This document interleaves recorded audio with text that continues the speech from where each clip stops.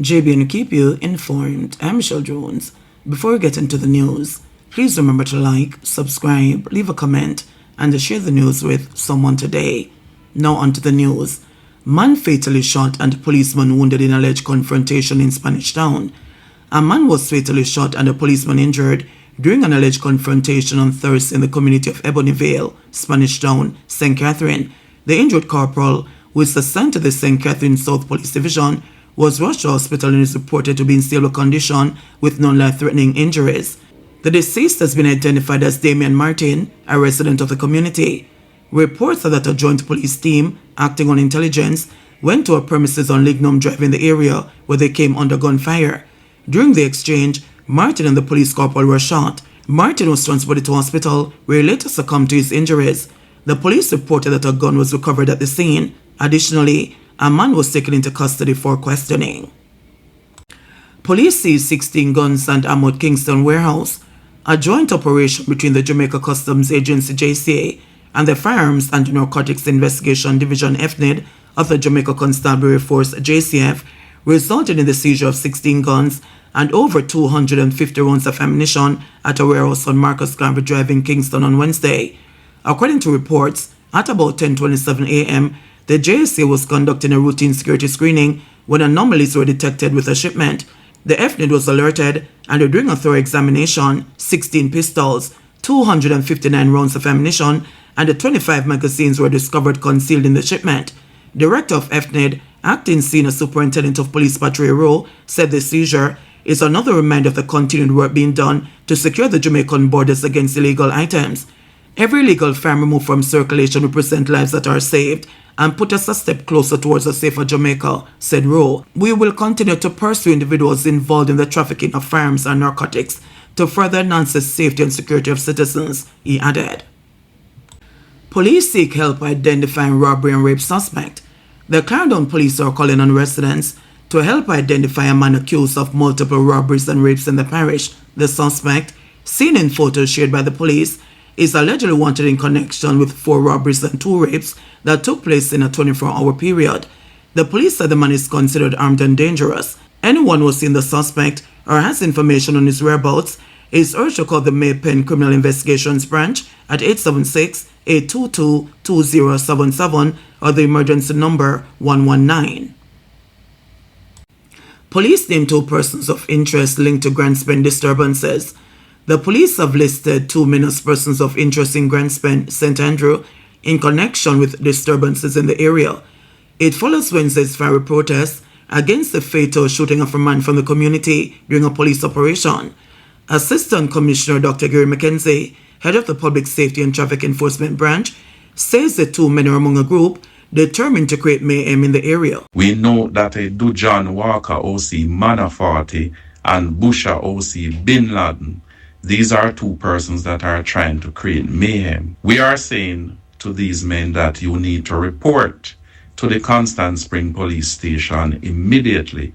As we continue to ensure that we secure the citizens, we will be in the area and we will ensure that persons who live and are passing through that area, that they are safe. We will continue to ensure that we carry out our responsibilities as a police force as we aim to ensure that the society is safe.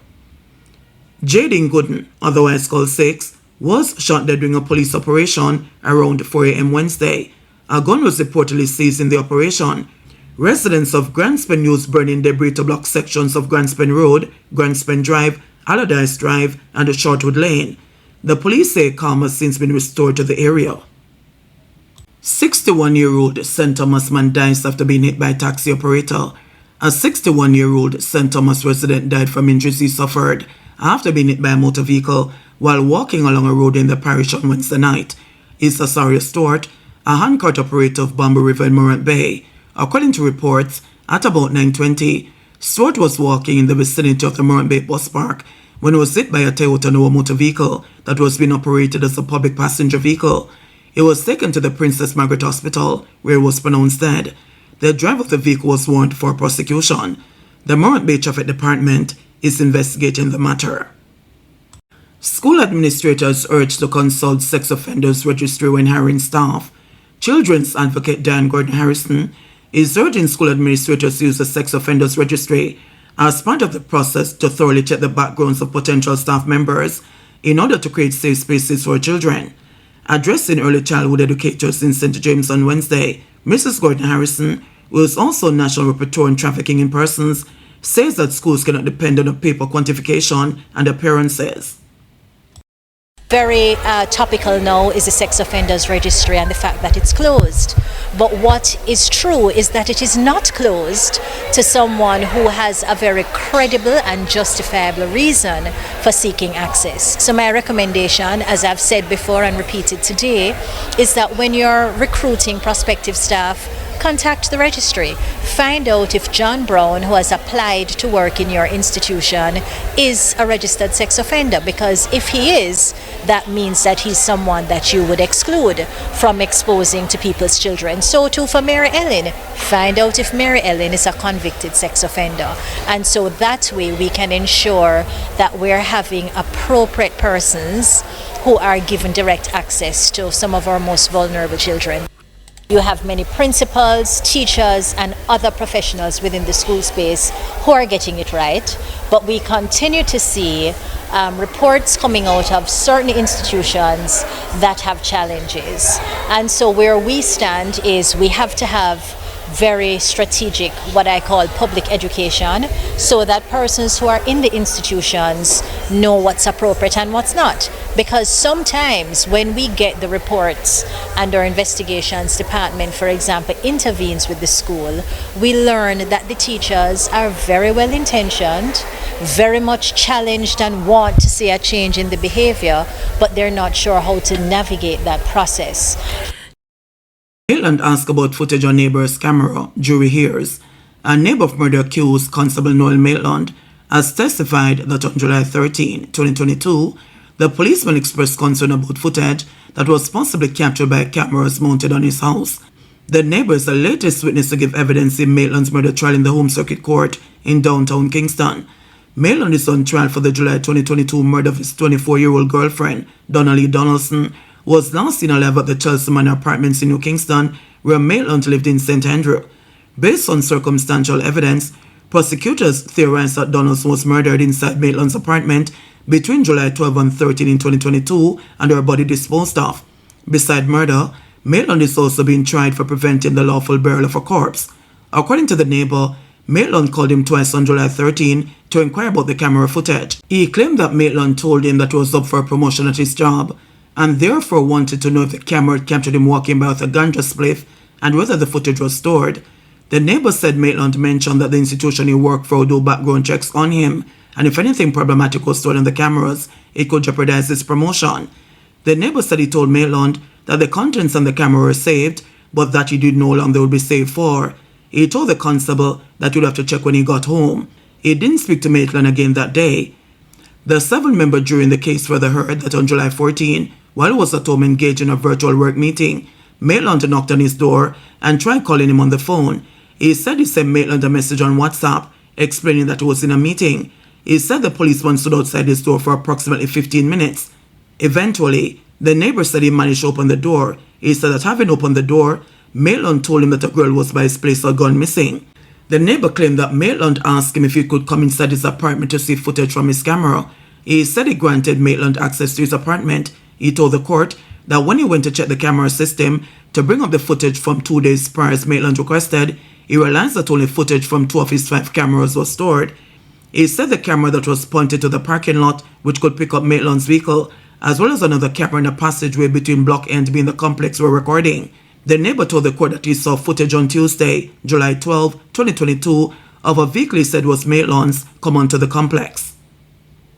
Chinese mechanics at ferry facility applied to regularize work status.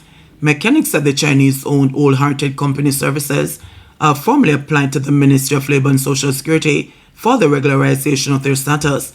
The auto repair business, located at ferry off Mandela Highway in St. Andrew, was shuttered last month after news emerged that the foreign workers were operating without permits. Labour and Social Security Minister Pernell Charles Jr.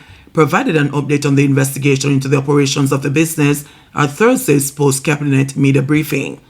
It is an interministerial process in terms of advancing the necessary assessments to determine if any sanctions or what sanctions through the Ministry of National Security, and also to identify and to advance whatever issues in terms of work permit or immigration status will be required for them to be regularized. There are two things that we said that we have continued to do. Is one, to make sure that the rule of law is upheld in Jamaica, and that anyone operating who is a foreign national, which is what comes under the Ministry of Labour and Social Security, does so in adherence to the law. We hear the Jamaicans, the hundreds and thousands. I've received letters, I've received calls, and several persons who have indicated that the gap in that space in terms of the labor market is persuading them to encourage the government to help these companies to get a space because of the affordability, reliability, and effectiveness of their service. And so we do not create any barrier. We are facilitating as best as we can.